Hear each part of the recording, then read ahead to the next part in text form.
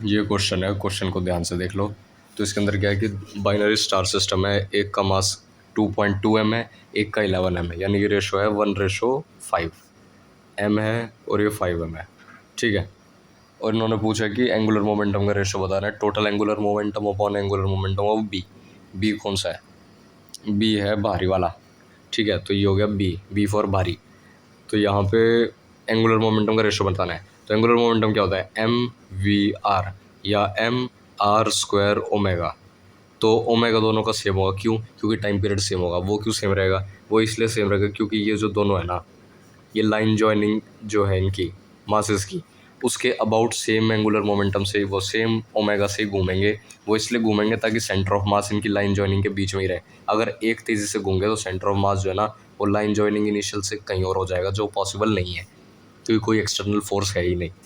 तो इस वजह से ओमेगा सेम रहेगा, यानी कि जो रेशो है इसका एंगुलर मोमेंटम का, वो आएगा mr² के। अब ये r क्या है?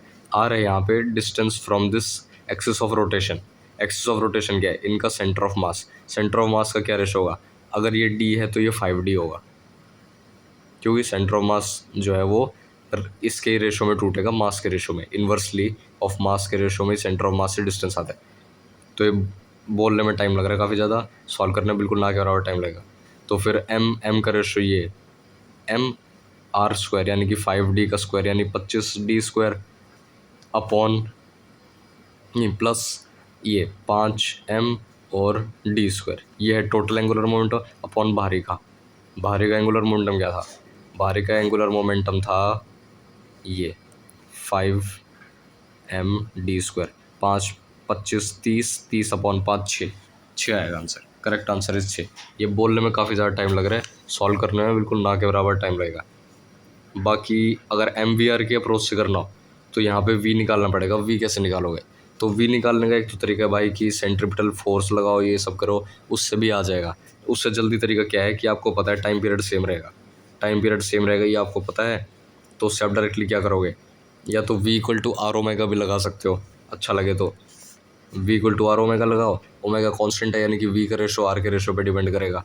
या यूँ देख लो, टाइम पीरियड कांस्टेंट है तो फिर जो दूर है मास, उसकी स्पीड ज़्यादा होगी, तभी वो उस ज़्यादा स्पीड की हेल्प से ज़्यादा बड़े डिस्टेंस को सेम टाइम में कवर करेगा। और इनके बीच में जो स्पीड है, स्पीड इक्वल टू क्या होगा? Distance 2πr upon time. अब टाइम कांस्टेंट है ये, तो टाइम कांस्टेंट है तो v प्रोपोर्शनल टू r आ गई। इससे भी देख सकते हो, मतलब एक ही चीज़ को देखने के बहुत सारे तरीके हैं। और ये क्वेश्चन बहुत जल्दी हाथों हाथ सॉल्व हो सकता है। और ये है तो मेंस का क्वेश्चन, लेकिन हो सकता है एडवांस में इसका छोटा सा यूज़ आ सके।